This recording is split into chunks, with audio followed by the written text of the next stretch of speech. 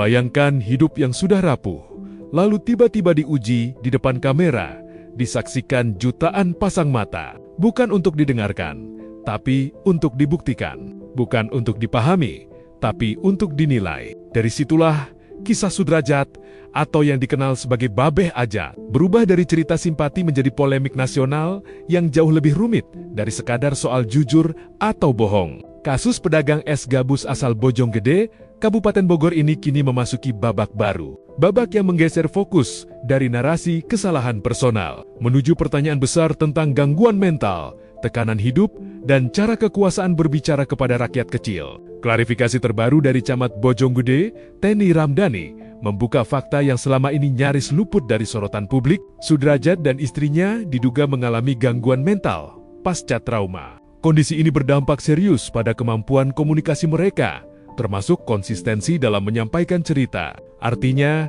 keterangan yang berubah-ubah bukanlah bukti kebohongan yang disengaja, melainkan konsekuensi dari kondisi psikologis yang tidak stabil.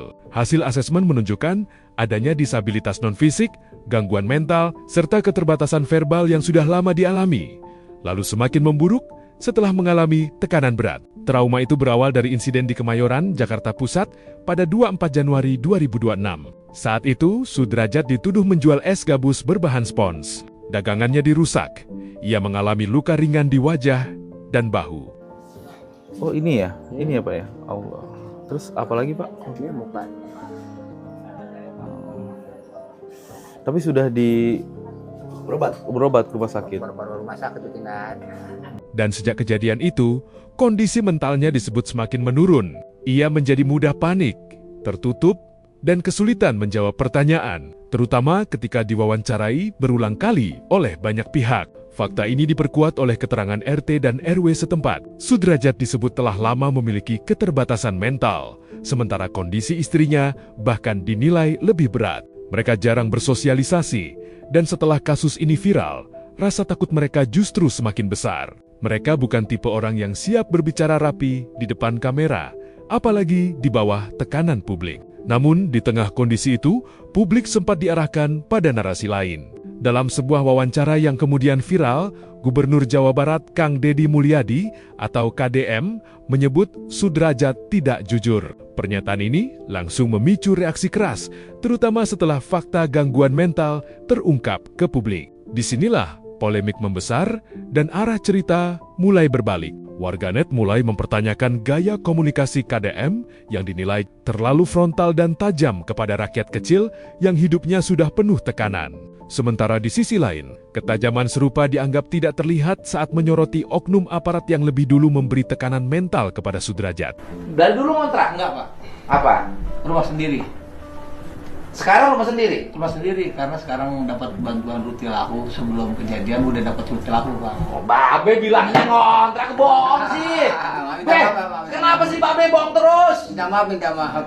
Bukan urusan minta maaf, Babe nggak boleh bohong. Iya. Rumah sendiri, tanahnya tanah sendiri. Tanah sendiri, Pak. Dan dulu si Babe tanah sendiri dari mana? Dari bapaknya, Dari orang Jombang, Pak. dari orang tuanya. Jombang. Berarti dikasih tanah. Rumah, Pak. Rumah. Dibeliin rumah dari orang tuanya. Oh. Babe ngebohong sama saya. Minta maaf. Ngebohong. Dia bilang ke saya dikasih warisan cuma 200.000. Rumah, Pak. Padahal dikasih rumah. Tahun 2007 tuh babenya beliin rumah situ. Iya. Babe kembali bilang, ya kan? Ya kan hanya kebagian 200.000. Rumahnya dijual 40 juta.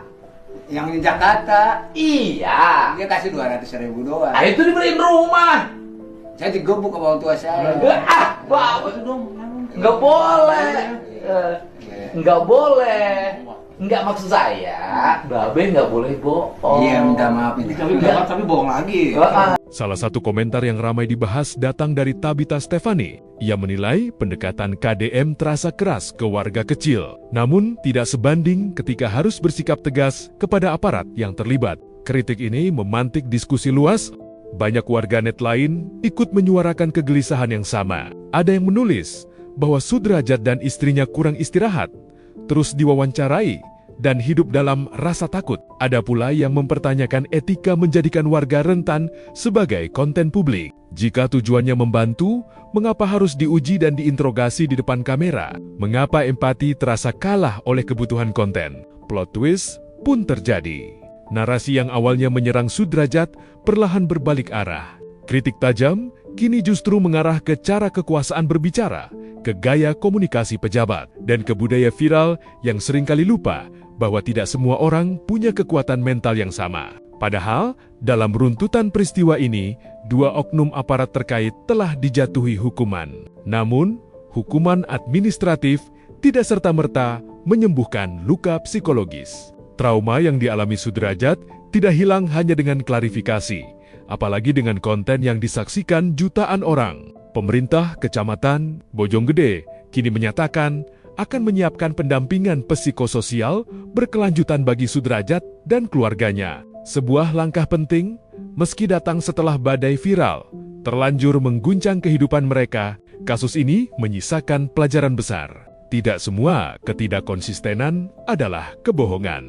Tidak semua orang mampu menjelaskan hidupnya dengan runtut, tenang, dan logis di bawah sorotan kamera. Ada gangguan mental yang tak kasat mata, ada tekanan hidup yang tak pernah kita rasakan. Di tengah budaya konten dan viralitas, kisah Babeh Ajat menjadi cermin keras bagi semua pihak.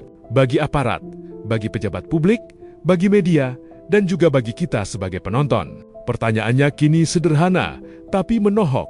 Ketika rakyat kecil diuji di depan kamera, kita sedang mencari kebenaran atau sekadar mencari tontonan?